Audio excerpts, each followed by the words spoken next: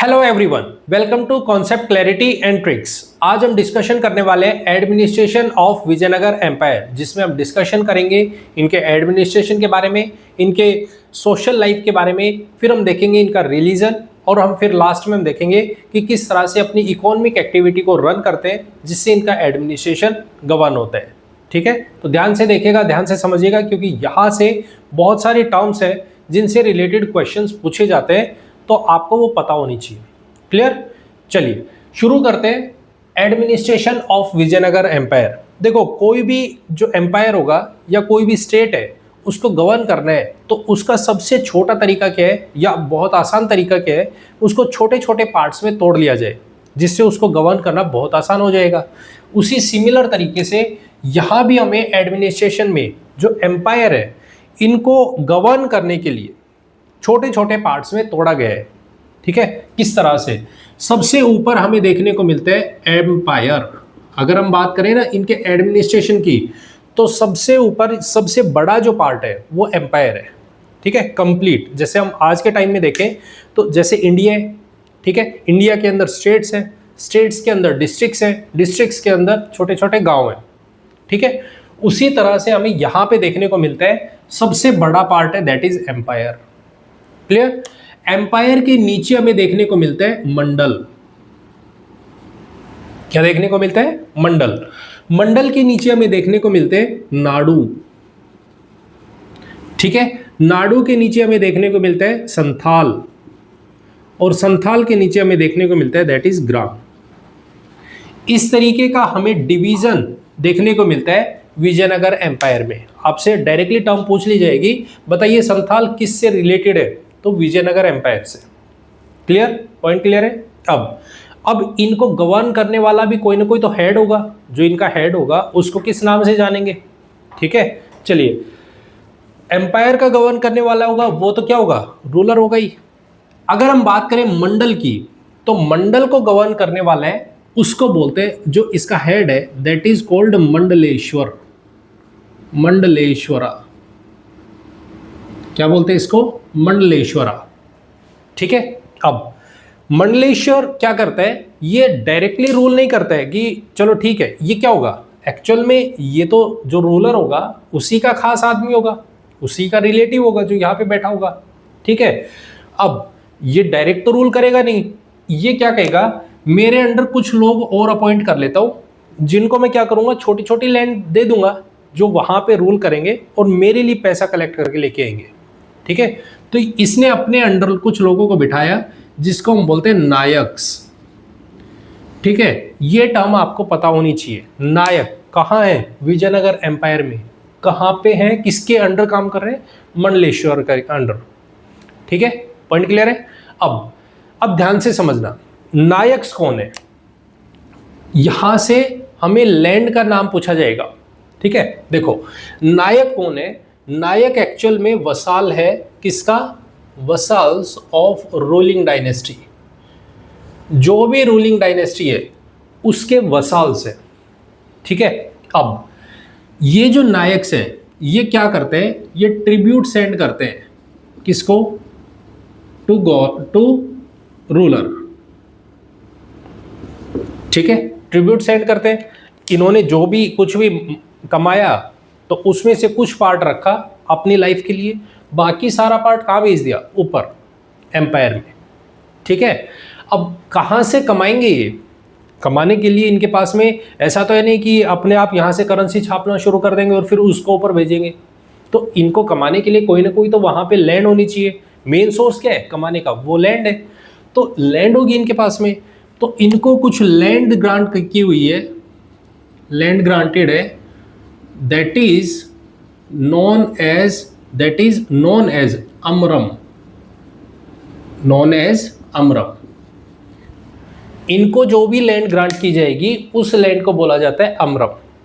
ठीक है, इसी से अब ये एक तरीके का क्या है, आप अगर इसको कंपेयर करो तो एक तरीके से जैसे आपने पीछे देखा इक्ता सिस्टम, उसमें क्या कर रखा था कि रूलर के जो भी मिनिस्टर्स होते थे उनको एक लैंड का पार्ट दे दिया कि आप इसमें छोटी सी आर्मी रखिए, आप इससे जो भी टैक्स कलेक्शन होता है वो रखो, कुछ पार्ट अपने पास रखो और बाकी का सारा पार्ट कहाँ पे सेंड कर दो? रूलर के पास में। उसी तरीके से नायक्स होते थे, इनको लैंड ग्रांट कर दी कि आप अपने लिए यहाँ पे एग्जिस्टेंस बनाइए, आप यहाँ पे आर्मी वगैरह बनाइए, यहाँ से टैक्स कलेक्शन करो, कुछ रखो बाकी ऊपर सेंड कर दो। तो इसके लिए ये जो लैंड ग्रांट है इसको बोला जाता है अमरम। यहीं से हमारे पास आता है term that is called as Amara Nayaka system. Amara Nayaka system, ठीक है। आपसे पूछ लिया जाएगा अमरा नायक सिस्टम क्या है, सिमिलर टू इक्ता सिस्टम। क्लियर? किसके लिए यूज होती है? विजयनगर एम्पायर में। Point clear? एकदम पॉइंट क्लियर। नायक्स को ही आगे चल के पोलीगार बोला जाता है। पोलीगार, पोलीगार, ठीक है। बाद में इन्हीं को पलईगार, इसी नाम से कुछ जगह पे इनको पलईगार बोला जाता है। वो सब एक ही टर्म है। पॉइंट क्लियर है? पॉइंट क्लियर एकदम। अब ध्यान से सुनना, इसी में हमें एक सिस्टम देखने को मिलता है दैट इज अयगार सिस्टम। अयगार सिस्टम। अब कहोगे ये अयगार क्या है? क्या ये पोलीगार ही है? नहीं, पोलीगार सिस्टम अलग है, अयगार सिस्टम अलग है, ठीक है। कंफ्यूजन होगा कि पलईगार या अयगार एक ही है या अलग अलग है। देखिए अयगार क्या सिस्टम है? अयगार सिस्टम है जैसे कुछ लोग होते हैं जो सर्विस प्रोवाइड करते हैं, ठीक है, सर्विस प्रोवाइडर, ठीक है। जैसे आप देखोगे कि नाई है, वो बाल काट रहे हैं, वो सर्विस प्रोवाइड कर रहे हैं। तो रूलर ने क्या किया, कुछ लोगों को हायर कर लिया कि भाई आप नाई हो, तो जो आर्मी के लोग हैं इनके बाल काटने का काम आप करोगे। वो क्या कर रहे हैं? रूलर के लिए सर्विस प्रोवाइड कर रहे हैं। जैसे लुहार है, उसको बोल दिया कि हमारे यहाँ पे जो भी तलवार बनानी है या जो भी कोई भी मेटल का काम करना है वो आप करोगे। तो वो क्या कर रहे हैं? एक तरीके से सर्विस प्रोवाइड कर रहे हैं, ठीक है। तो उसी तरीके से कुछ लोगों ने एक ग्रुप बना लिया, उसी को बोला अयगार सिस्टम, जो क्या कर रहे हैं? सर्विस प्रोवाइड कर रहे हैं रूलिंग डायनेस्टी को, ठीक है। इसी के लिए बोला जाता है अयगार सिस्टम। अब मेडिवियल हिस्ट्री में, मेडिवियल टाइम में अगर हम देखें तो हमें यहाँ पे देखने को मिलता है 3 तरीके के नाम देखने को मिलते हैं। अलग अलग रीजन में, अलग अलग पार्ट्स में, इंडिया के डिफरेंट पार्ट्स में इनको अलग अलग नाम से जाना जाता है। जैसे अगर हम बात करें विजयनगर एम्पायर में, तो यहाँ पे हमें देखने को मिलता है दैट इज अयगार सिस्टम। वैसे ही नॉर्थ इंडिया में इसी को बोला जाता है that is jajmani system. Jajmani system, jajmani system. अब कहोगे ये जजमानी सिस्टम क्या है? तो जजमानी सिस्टम एक्चुअल में क्या है? जजमानी सिस्टम है कि जो ये सर्विस प्रोवाइडर है, ये जिसके यहाँ पे काम करने जा रहे हैं, जो मालिक होगा, जो लॉर्ड होगा, उसको ये कहते हैं जजमान। किससे बुलाते हैं? जजमान। तो इसी के लिए हम इनके लिए वर्ड यूज करते हैं जजमानी सिस्टम, ठीक है। उसी सिमिलर तरीके से जब आप डेक्कन वाले पार्ट में देखोगे तो इन्हीं के लिए वर्ड यूज होता है बलूता सिस्टम। क्या होता है? बलूता सिस्टम या बलूत सिस्टम, ठीक है। वो क्या है? वो भी यही है, बस फर्क क्या है? हम किस रीजन में खड़े होकर इसकी बात कर रहे हैं। अगर हम नॉर्दर्न पार्ट में बात कर रहे हैं तो जजमानी सिस्टम, डेक्कन पार्ट में बात कर रहे हैं तो बलूच सिस्टम। उसी तरीके से हम साउथ में खड़े हैं और साउथ में इसको बात करें तो हम इसको बोलते हैं अयगार सिस्टम। क्या बोलते हैं? अयगार सिस्टम। पॉइंट क्लियर है? Point clear. अब यहाँ पे समझना है अयगार, क्योंकि ये एक तरीके से लोअर कास्ट के, क्योंकि हमें यहाँ पे इस एम्पायर में हमें देखने को मिलेगा कास्टिज्म भर भर के देखने को मिलेगा, ठीक है। तो कास्टिज्म है तो ऑब्वियस है कि ये लो कास्ट से लोग हैं, तो यहाँ पे इनको डायरेक्टली अपनी रिवेन्यू के लिए, अपने कमाने के लिए, अपनी लाइफ को चलाने के लिए, रोटी के लिए, रोटी कपड़ा और मकान चाहिए, तो उसके लिए इनको कोई ना कोई तो लैंड चाहिए जहाँ पे ये रहेंगे। तो इनको जो लैंड ग्रांट की जाती थी उसको बोला जाता था आयम। क्या बोला जाता है? आयम। किन के लिए? अयगार के लिए, ठीक है। अमरम नायक्स के लिए, आयम अयगार्स के लिए। पॉइंट क्लियर है? तो आपको ये पॉइंट्स पता होने चाहिए। किससे रिलेटेड? मंडल से रिलेटेड, नायक्स के। क्लियर। इसी तरह से ग्राम, गांव का जो हेड है उसके लिए वर्ड यूज किया जाता है गौड़ा। गौड़ा। क्या वर्ड यूज किया जाता है? गांव का जो हेड होगा, जो चीफ होगा, उसके लिए वर्ड यूज किया जाता है Gowda. Point clear?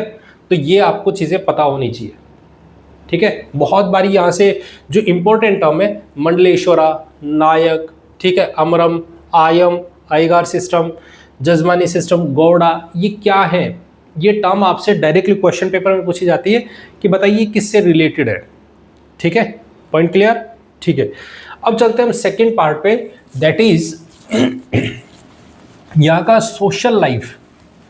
Social life देखिए, अगर यदि हम बात करें सोशल लाइफ की, तो हमें यहाँ पे सती सिस्टम भी देखने को मिलता है, कास्टिज्म भी देखने को मिलता है, पॉलीगेमी भी देखने को मिलती है, ठीक है। तो हम पहले बात करते हैं सोशल लाइफ में, दैट इज कास्टिज्म। यहाँ पे बहुत ज़्यादा देखने को मिलता है कास्टिज्म, काफ़ी कास्टिज्म हमें देखने को मिलता है। इसमें चारों वर्ण प्रेजेंट है, ब्राह्मण भी प्रेजेंट है, ब्राह्मणाज, क्षत्रिया भी है, वैश्याज भी है और शूद्रा भी है, शूद्र, ठीक है। चारों वर्ण प्रेजेंट है। अब जैसे हम बात करें, जैसे हम पहले देखते थे ब्राह्मण, वो क्या करते थे? वो प्रीस्ट की तरीके से काम करते हैं, ठीक है। वो राजा के लिए काम करते हैं, उनको बताते हैं कि क्या सही है क्या गलत है, उसके हिसाब से वो सारी चीजें करते हैं, ठीक है। यहां पे बोला गया है, यहां पे हमें एक बुक देखने को मिलती है, दैट इज नोन एज मनुचरितम। मनुचरितम ये किसने लिखी है? अलसी पेदन्ना ने। किसकी बुक है ये? अलसी पेदन्ना। ये बताते हैं, ये अपनी बुक में लिखते हैं, बाद में चल के डोमिंगो पाइस जो यहाँ पे घूमने के लिए आए थे, ट्रैवलर है, उन्होंने भी ये बात बोली है कि यहाँ पे ब्राह्मण केवल प्रीस्ट की तरह से काम नहीं कर रहे हैं, वो रूलर के साथ में भी पार्टिसिपेशन कर रहे हैं, रूलर की हेल्प करवा रहे हैं। वो किस तरह से? वो as a fort caretaker, fort की केयर टेकिंग में भी हेल्प कर रहे हैं, ठीक है, ठीक है। वो सोल्जर्स भी है, उनकी जो सेना है उसमें हमें देखने को मिलते हैं कुछ ब्राह्मण है जो सोल्जर की तरह काम कर रहे हैं, ठीक है। तो खाली प्रीस्ट ही नहीं है, वो हर तरीके की एक्टिविटी में पार्टिसिपेशन दिखा रहे हैं, ठीक है। यहाँ पे हमें देखने को मिलेगा इनके लिए कुछ अलग अलग टर्म्स है जो देखने को मिलती है, जिनसे ये जानी जाती है। वहाँ पे डायरेक्टली ब्राह्मणा वर्ड यूज नहीं होते, क्योंकि आप यहाँ देखोगे तो इनके लिए वर्ड यूज होते हैं विप्रोलु। क्या वर्ड यूज होता है? विप्रोलु। विप्रोलु किसके लिए? ब्राह्मणाज के लिए, ठीक है। याद रखने के लिए आप याद रख सकते हो वीआईपी। वीआईपी लोग है, ब्राह्मण क्या है? वीआईपी लोग है, ठीक है। दूसरे क्षत्रिय। क्षत्रिय कौन है? तो राजा के लोग हैं, एक तरीके से राजा है या राजा के लोग हैं, तो इनके लिए वर्ड यूज होते हैं रज्जुलु, ठीक है। क्या वर्ड यूज है? That is rajjulu. काफी बड़े बड़े नाम है, याद करना पड़ेगा, ठीक है, रज्जुलु। वैश्याज के लिए वर्ड यूज होता है मट्टी करातालु।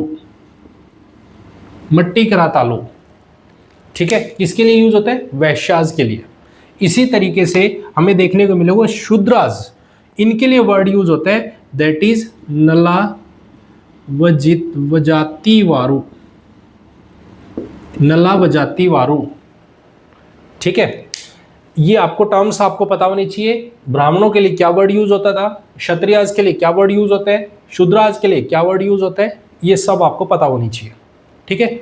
अब यहाँ एक इंटरेस्टिंग स्टोरी हमें देखने को मिलती है, वो किससे रिलेटेड है?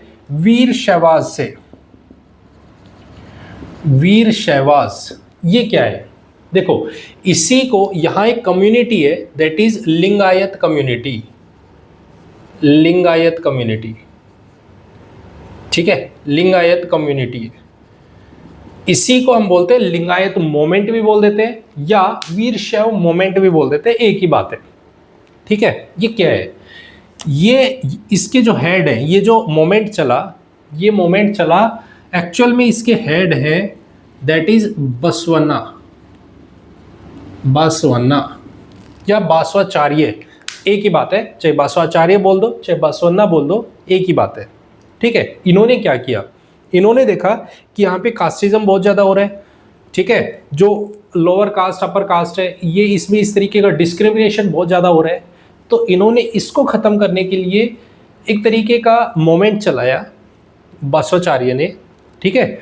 इसी में उन्होंने बोला कि देखो जो रिलीजियस है, रिलीजियस और एक तरीके का इनका जो एम है वो रिलीजियस और दूसरा सोशल डिस्क्रिमिनेशन जो हो रहा है इसके अगेंस्ट में ये मोमेंट चलाया गया था, ठीक है। लेकिन इम्पोर्टेंट बात क्या थी इससे रिलेटेड इम्पोर्टेंट पॉइंट ये है कि इन्होंने इतना ज़्यादा रूल्स एंड रेगुलेशंस को फॉलो किया। ऐसा नहीं है कि तोड़फोड़ मचा दी या कि कुछ इस तरीके का इन्होंने मारकाट करना शुरू कर दिया। इन्होंने बहुत ही रूल्स एंड रेगुलेशंस को फॉलो करते हुए इस मोमेंट को देखा और यही से सब चीज़ें ब्रिटिशर्स बाद में देखते हैं और वो इस चीज़ को देख के सरप्राइज हो जाते हैं कि किसी मोमेंट को फॉलो करना है, इनमें इतना पेशेंस, इतना सिंसियरिटी से रूल्स एंड रेगुलेशंस को फॉलो करते करते ये इसको चला रहे हैं। इसलिए ये बहुत ज़्यादा इंटरेस्टिंग यहाँ पे देखने को मिलता है लिंगायत कम्युनिटी का मोमेंट। पॉइंट क्लियर है? तो हमें यहाँ पे सोशल लाइफ से रिलेटेड आपको ये पॉइंट पता होना चाहिए। इन्हीं के यहाँ पे हमें देखने को मिलता है सती सिस्टम भी यहाँ पे एग्जिस्ट करता है, सती सिस्टम भी एग्जिस्ट करता है यहाँ पे। यहाँ हमें देखने को मिलता है पोलीगेमी, पोलीगेमी, ठीक है, बहुप्रथा बहुत ज़्यादा देखने को मिलती है।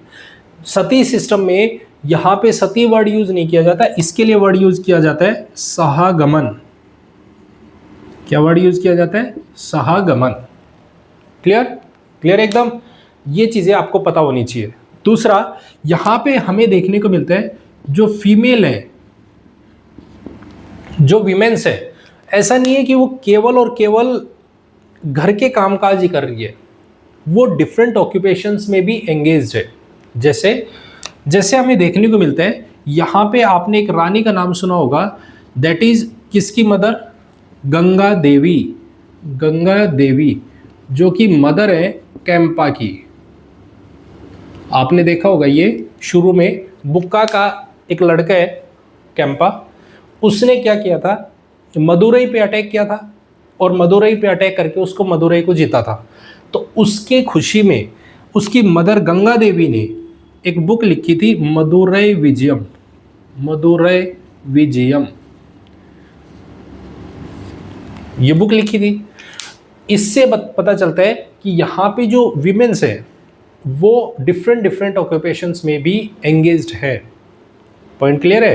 तो ये सब चीज़ें डोमिंगो पायस जब वो आते हैं तो वो भी ये सब चीज़ें मेंशन करते हैं कि वहाँ पे ये सब चीज़ें एग्जिस्ट जरूर कर रही है, लेकिन उसके बावजूद भी ऐसा नहीं है कि महिलाओं की जो कंडीशंस है वो बहुत ही वीक है या बहुत पुअर है, वो डिफरेंट ऑक्यूपेशन में भी काम कर रही है। पॉइंट क्लियर है? एकदम क्लियर। एक यहाँ पे देखने को मिलता है देवदासी सिस्टम। देवदासी सिस्टम ये क्या है? डिवोटेड, किसको? देवताओं के लिए, ठीक है। तो देवदासी सिस्टम भी हमें यहाँ पे देखने को मिलते हैं। ये कौन बताते हैं? डोमिंगो पायस बताते हैं। क्लियर? तो सोशल लाइफ से रिलेटेड आपको ये पॉइंट्स पता होने चाहिए। क्लियर? अब नेक्स्ट बात करते हैं यहाँ पे इनका किस तरह से इकोनॉमी जो चलती है, एडमिनिस्ट्रेशन को चलाने के लिए सबसे इंपॉर्टेंट क्या है? पैसा। और पैसा कहाँ से आएगा? तो अब उसके बारे में चर्चा कर लेते हैं। देखिए इनकी जो इकोनॉमी की अगर यदि हम बात करें तो इकोनॉमिक कंडीशन, इकोनॉमिक कंडीशन देखो अब समझना, ध्यान से सुनना क्योंकि ये है साउथ वाला पार्ट, ये इसको कैप्चर करके बैठा है। तो यहाँ पे हमें पोर्ट्स देखने को मिलेंगे। पहली चीज़ तो बहुत अच्छे पोर्ट्स देखने को मिलेंगे। यहाँ से जब पोर्ट्स देखने को मिलेंगे तो क्योंकि ये अपनी चीज़ों को यहाँ एक प्लेस से दूसरे प्लेस में सेंड करने में इनके लिए बहुत आसान है, ठीक है। तो इंपोर्ट, अच्छा खासा इंपोर्ट भी देखने को मिलेगा, अच्छा खासा एक्सपोर्ट भी देखने को मिलेगा। पॉइंट क्लियर है? Point clear? इंपोर्ट भी देखने को मिलता है, एक्सपोर्ट भी देखने को मिलता है, मतलब एक्सचेंजेस हो रहे हैं। तो सीधी सी बात है यहाँ पे डेवलपमेंट भी होगा, यहाँ ग्रोथ भी होगी, रिवेन्यू कलेक्शन होगा वो बहुत अच्छा होगा। ठीक है। जब रिसोर्सेज है लोगों के पास में तो ऑब्वियस है यहाँ की जो कंडीशन होगी वो बहुत अच्छी होगी। तो हम यहाँ पे अगर इकोनॉमी की बात करें तो ये बहुत हाईली प्रोस्पेरस ये स्टेट हमें देखने को मिलता है। पहली चीज तो ये लोगों के पास में ज्वेलरीज, गोल्ड की ज्वेलरी देखने को मिलती है, ठीक है। इसी तरह से अगर यदि हम देखें तो लो प्राइसेस, जो भी कमोडिटी हम कोई सामान खरीद रहे हैं तो उसका प्राइस ऐसा नहीं है बहुत हाई है, लो प्राइसेस पे वो हमें अवेलेबल है, मिल रहा है हमें यहाँ पे, ठीक है। तो इस तरीके से अब ये क्यों मिलेगा, आप सोचो जरा भाई, हमें कोई भी चीज़, हम जब मार्केट गए तो हमें सामान देखने को मिला बहुत आराम से नॉर्मल प्राइस पे, वहाँ की इकोनॉमी, क्योंकि इकोनॉमी वहाँ पे बेटर है। अगर यदि इन्फ्लेशन हाई है, कैसे हो रहा है वो हम आगे चल के देखेंगे, आपको ये पता होना चाहिए। अब ये सारी डेवलपमेंट होंगी तो वो कैसे होंगी, किस तरह से होंगी, तो वो सारी डेवलपमेंट होंगी इकोनॉमी को लेके। वो कैसे, क्योंकि मेन चीज़ है इंपोर्ट, मेन चीज़ है एक्सपोर्ट। एक्सपोर्ट कब होगा, जब यहाँ से क्रॉप प्रोडक्शन अच्छी होगी, तो वो भी देखेंगे। एक बार ये देख लेते हैं यहाँ पे इंपोर्ट किसका करते हैं, एक्सपोर्ट किसका करते हैं, ठीक है। कई बार क्वेश्चन पूछा जाता है कि ये एक्सपोर्ट क्या क्या करते हैं। इनके पास से एक्सपोर्ट होता है एलिफेंट्स का, सॉरी इंपोर्ट क्या करते हैं, हॉर्सेस। पुर्तगीज आ रहे हैं, वो अपने साथ में हॉर्सेस लेके आए। इनसे रिलेशन बेटर बनाने के लिए उन्होंने क्या बोला, आपको हॉर्सेस चाहिए, हम आपको हॉर्सेस देंगे, आप हमारी हेल्प कीजिए गोवा को जीतने में। आपने ये स्टोरी पढ़ी थी पीछे। तो ये हॉर्सेस का इंपोर्ट कर रहे हैं, एलिफेंट्स का इंपोर्ट कर रहे हैं, एलिफेंट्स का। ये यहाँ पे कॉपर इंपोर्ट कर रहे हैं, ठीक है। बहुत सारी चीज़ें जो ये इंपोर्ट करने की कोशिश कर रहे हैं, इंपोर्ट करवा रहे हैं यहाँ पे, ठीक है।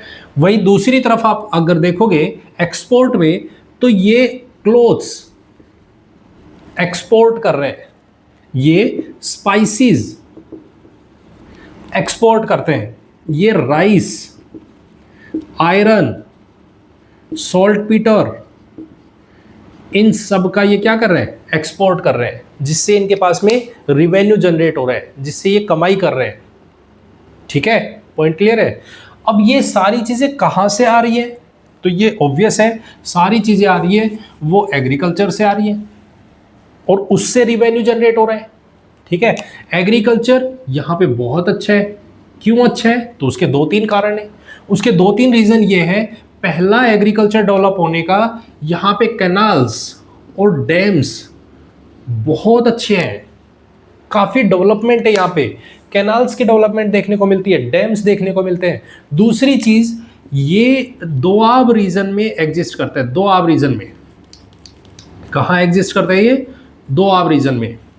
क्योंकि आपने देखा बहमनी एम्पायर के साथ में जो इनका कोलिजन हो रहा है, उसके पीछे रीजन क्या है, दोआब रीजन। क्योंकि दोआब रीजन है तो ऑब्वियस है वो फर्टाइल भी होगा, और जब फर्टाइल होगा तो वहाँ पे प्रोडक्शन होगी वो बहुत अच्छी होगी, प्रोडक्शन होगी वो बहुत अच्छी होगी। तो प्रोडक्शन अच्छी होगी तो ग्रोथ भी अच्छी होगी, डेवलपमेंट भी अच्छी होगी। पॉइंट क्लियर है। तो इसी बेसिस पे यहाँ पे जो टैक्स कलेक्शन किया जाता है, वो टैक्स कलेक्शन किस किस बेसिस पे किया जाएगा, तो टैक्स कलेक्शन ऐसा नहीं है कि आप डायरेक्टली किसी पे भी जाओ और सीधा थोप दिया कि आपको बस इतना देना है दे दो, नहीं, सबको बराबर नहीं माना जाएगा। वो सारी चीज़ें देखी जाएंगी लैंड मेजरमेंट के बेसिस पे। लैंड मेजर की जाएगी कि किसके पास ज़मीन ज़्यादा है, किसके पास ज़मीन कम है, उसके बेसिस पे उससे टैक्स लिया जाएगा। इसी तरीके से यहाँ देखा जाएगा क्रॉप प्रोडक्शन कितना हो रहा है, जितना ज़्यादा क्रॉप प्रोडक्शन होगा तो टैक्सेस उसी हिसाब से लिया जाएगा, ठीक है। उसी तरीके से लैंड टाइप देखी जाएगी कि हाईली फर्टाइल लैंड है, हाईली फर्टाइल, तो उस पर ज़्यादा प्रोडक्शन होगा तो उस एरिया से थोड़ा ज़्यादा टैक्स लिया जाएगा बजाय जहाँ पे लो प्रोडक्शन है, ठीक है। तो इस बेसिस पे वहाँ पे डिस्ट्रीब्यूशन कर रखा है कि कैसे कैसे यहाँ से कलेक्शन होगा टैक्स का। 1/6 टैक्स कलेक्शन लिया जाता है यहाँ पे। जितना भी प्रोडक्शन हो रहा है टोटल प्रोडक्शन का 1/6 पार्ट किसका होगा, राजा को होगा। अगर यहाँ पे 100 ₹100 अगर यदि यहाँ पे प्रोडक्शन हो रही है ₹100, तो 16 पॉइंट समथिंग किसका होगा, राजा का पार्ट होगा, बाकी सारा किसका होगा, जनता का होगा, या जो जिसका भी है उसका होगा। Clear point. तो इस तरह से ये यहाँ पे अपनी इकोनॉमिक एक्टिविटी को रन कर रहे हैं, चला रहे हैं। क्लियर। इसी तरह से अगर यदि हम देखें यहाँ पे लास्ट में रिलीजन की बात करें, तो रिलीजन हमें यहाँ पे देखने को मिलता है। देखिए इसके टाइम में जब हम बात करते हैं तो इनके कंटेम्प्ररी हमें देखने को मिलता है भक्ति मोमेंट। ठीक है, इन्हीं के कंटेम्प्ररी भक्ति मोमेंट देखने को मिलता है जो बहुत ज़्यादा फ्लरिश हो रहा है उस टाइम में। सैविज्म, वैष्णविज्म, ठीक है, शाक्तिज्म, ये सारे के सारे फ्लरिश हो रहे हैं। तो इसी के साथ हमें देखने को मिलता है यहाँ भी बहुत अच्छे से रिलीजन को फॉलो किया जा रहा है। देखा ना, जैसे हमने यहाँ पे देवदासी सिस्टम देखा, देवताओं को डेडिकेटेड, देवास को डेडिकेटेड। ठीक है, तो यहाँ पे अगर हम रिलीजन की बात करें तो और अच्छे से जब हम देखेंगे, आर्ट एंड कल्चर पढ़ेंगे तो उसमें हम और अच्छे से देखेंगे। और सेकंड जब हम देखेंगे, डिस्कशन करेंगे भक्ति मोमेंट को, तो उसमें और क्लियरली डिस्कशन करेंगे। ठीक है, अभी फिलहाल आपको सिर्फ इतना समझना है कि जैसे मंदिर में देवता है, देवी है, उनकी मूर्ति रखनी है, तो उसके लिए हम उनके लिए वर्ड यूज़ करते हैं अमन श्राइन। अमन श्राइन वर्ड यूज़ करते हैं। जब टेम्पल में आप किसी देवी की मूर्ति को स्थापित करोगे तो उसके लिए अमन श्राइन वर्ड यूज़ करेंगे। ठीक है, ये सब चीज़ें हम आर्ट एंड कल्चर में और अच्छे से डिस्कशन करेंगे। ठीक है, बहुत सारे टेम्पल्स हमें देखने को मिलते हैं, बहुत अच्छी, क्योंकि डेवलपमेंट होगी तो राजा इस टाइम में अपने आप को जितना ज़्यादा डेवलप्ड दिखाएगा, किस बेसिस पे, टेम्पल फॉर्मेशन। जिसका जितना बड़ा टेम्पल होगा वो उतना ही ज़्यादा फ्लरिश और उतना ही ज़्यादा फेमस रूलर के तरीके से उसको काउंटिंग की जाती है। पॉइंट क्लियर है। तो ये हमें देखने को मिलता है विजयनगर एम्पायर। क्लियर। अब आपको लास्ट में एक ओवरव्यू कि इस एम्पायर के ख़त्म होने के बाद यहाँ पे कौन आए, किस तरह से आए, आपको एक वो पॉइंट पता होना चाहिए। जब ये एम्पायर डिक्लाइन में गया तो यहाँ पे हमें देखने को मिलते हैं वडियार्स। कौन देखने को मिलते हैं, वडियार। ठीक है, वडियार आएंगे, कब आते हैं, ये करीब 1615 या 1612 के आसपास वडियार आते हैं, जो यहाँ रूल करना शुरू करते हैं। इनका रूल करने का पार्ट 1700 जब हम बात करेंगे तो यहाँ हैदर अली आएगा और वो वडियार को ख़त्म कर देगा। वडियार आते हैं 1612 1615 के आसपास, वो यहाँ पे रूल करना शुरू करेंगे। उसके बाद इनको हटाएंगे और उसकी जगह आएगा हैदर आएगा। हैदर का बेटा होगा टीपू सुल्तान, वो रूल करेंगे 1761 के आसपास। वो यहाँ आते हैं, रूल करना शुरू करते हैं। इनका रूल पीरियड चलता है 1799 तक, इस पीरियड तक। यहाँ पे आके ब्रिटिशर्स इनको हटा देते हैं और इनको हटा के ब्रिटिशर्स इस पे रूल करना शुरू करेंगे। ब्रिटिशर्स ने ये पार्ट वापस से वडियारों को दे दिया।